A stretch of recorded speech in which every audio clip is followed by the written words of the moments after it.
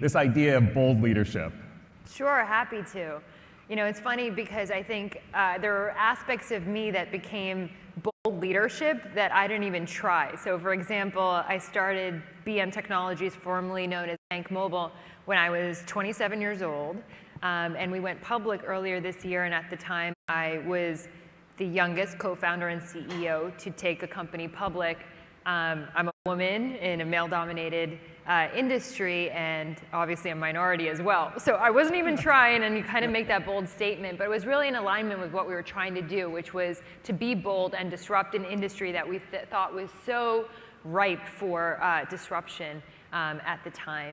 And so to me, you know, being a bold leader really comes down to a few key things that, in my opinion, a bold leader would demonstrate. So whether that is, you know, being able to have a compelling and unique and unifying vision and purpose. You know, number two, to be able to get people to buy into that, to be energized by that, committed to that. You know, three, being able to have superior execution, because you can have a great idea and be in the clouds, but unless you are working on improving, iterating, being agile, and to be adaptive to the times, you're not going to succeed. We've talked a lot about at BM Technologies being masters of our internal and our external environment. So it's also knowing what are our strengths, our weaknesses, competitive advantage as an organization, and also looking at the external environment. How is the competitive landscape looking, changing? What are our stakeholders, our customers, the regulators, the investors saying and responding to that? And I'd say lastly, it's more the inspirational part of being a leader, but being able to bring out the best in people and helping them achieve and do things and think about things and execute on things that are beyond what they thought was possible. So I gave it some thought, and that's what I believe. That's you know, excellent. Bold leadership feels to me. Yeah, I think that covers a lot of ground. Well, I mean, it's certainly at this moment in time, and here at Finovate, and I think in the industry, there has never been more conversation about challenger banks, neobanks, and really over the course of the last 2 years, that's probably been the top topic. But you've been doing this a little bit longer than 2 years. So how did you know, tell me about the early vision. How did you see this, and how long ago did you see that there was a path here? Yeah, we started BM Technologies Bank Mobile about 6.5 years ago. And at the time, we really had a very simple vision that, one, we wanted to create a product that was more affordable, that was easier to use. Bank branches are off limits, illegal, and create a revenue and a net income model where we were equal to, if not better than, traditional banks. So really based on profitability as well. And so we launched in 2015 really as a direct-to-consumer strategy, as the Chimes, the Varos, the number 26s of the world are doing now. And we found out pretty early on that our pillar of being able to have a profitable, sustainable model and as fast as possible wasn't happening. So the CAC was really high. We weren't getting the sort of engagement and the direct deposit customers, which are critical in banking to actually get. And so we took a bold bet, you could say, back in 2016, where we took a B2B2C approach and started implementing banking as a service, which is our strategy today, which I think over the last 18 months has become a buzzword in this industry, but you know, it's something that we took on about 6 years ago and remain competitive. As you know, was said earlier, we won today. One of our biggest banking as a service partnerships is with T-Mobile. We launched the T-Mobile checking account, which in less than 2 years became $1 billion bank as a standalone entity, which is tremendous growth. And we believe one of the fastest de novo digital banks in the country today. And so you've kind of taken a different path from some other neobanks sort of in the industry, particularly because there's a lot of energy towards acquiring a bank charter and trying to make that a core part of the business. But that's not what you guys have done. So tell us a little bit about your strategy. Well, we started with that. So we were actually incubated by a bank called Customers Bank, and we were a division within Customers Bank. And so we had that charter straight from the beginning, and that hybrid of being a best of a fintech with the charter was really the model that we used.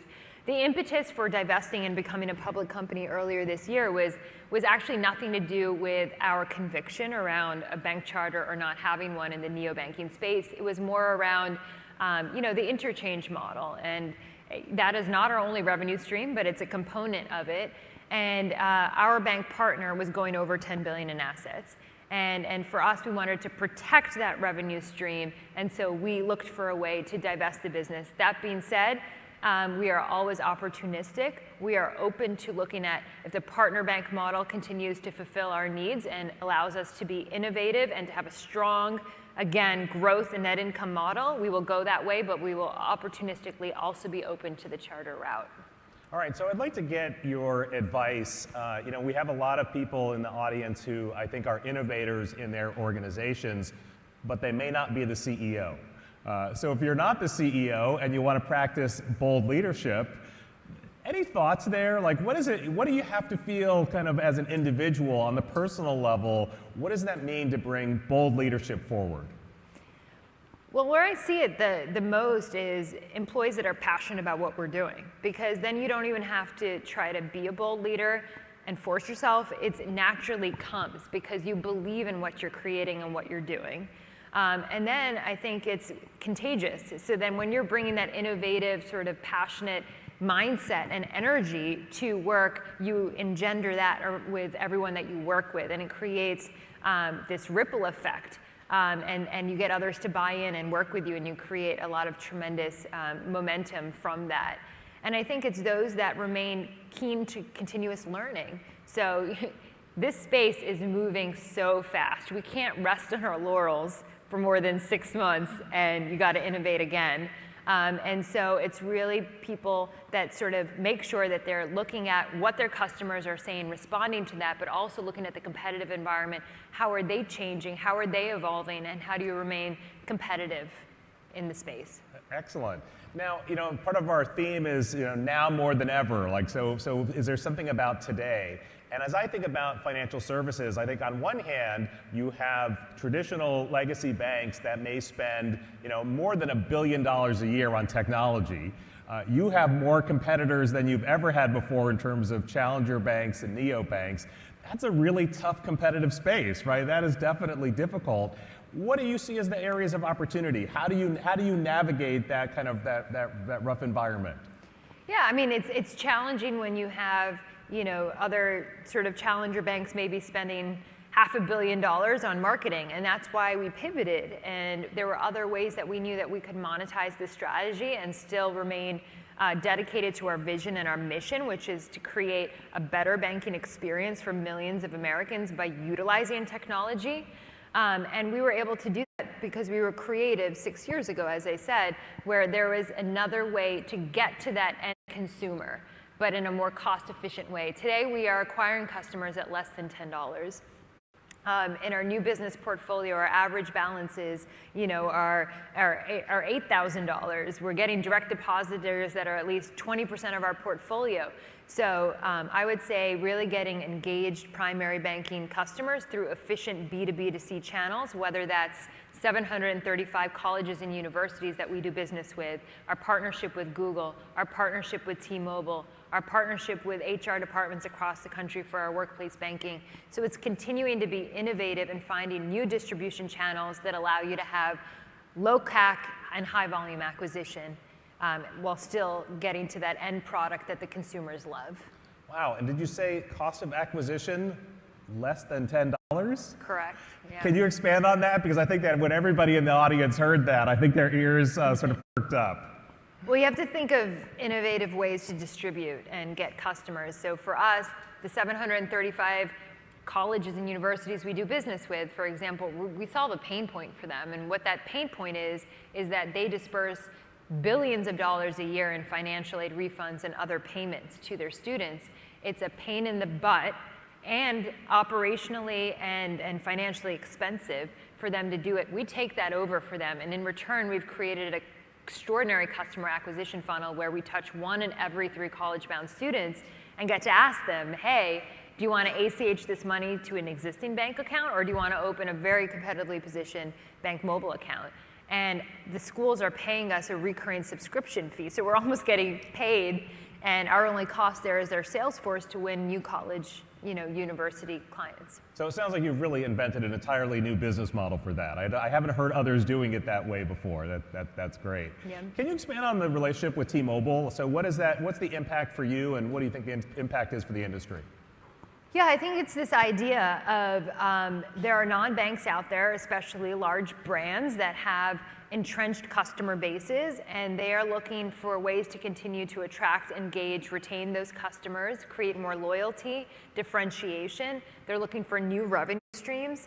And T-Mobile was one of the first players to use financial services as a way to sort of check the box in terms of those strategic opportunities. And they're all looking for how do you enhance the CLV of an existing customer, how do you create net new ads in terms of new customers, and we've proven that out with our T-Mobile Money account in less than 2 years, what we've created. And thank you again for the honor and the award today. But yeah, what we've created there is a $1 billion bank, and we've only scratched the surface. T-Mobile has 100 million plus customers, and we're at the beginning of the ride there. And I think I picked up that you also have a plan to do more partnering with banks and financial institutions. If that's part of the strategy, what does that look like? Yeah, so we really started first with non-banks and being able to enable brands to offer financial services for those reasons that I talked to you about.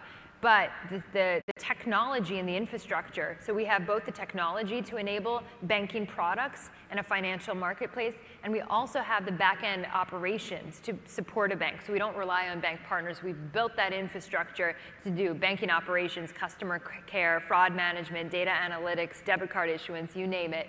And so we package that all together and have created unique technology, back office support to be able to launch both non-brands and community banks. There's thousands of community banks out there that are really focused on branch-based acquisition that is just in their geographies, and they have to think outside of that box. They have to accelerate their digital strategies. They have to outsource potentially their operations, which is costly for them. They're not doing it as efficiently, and we provide a solution that can help them to do that.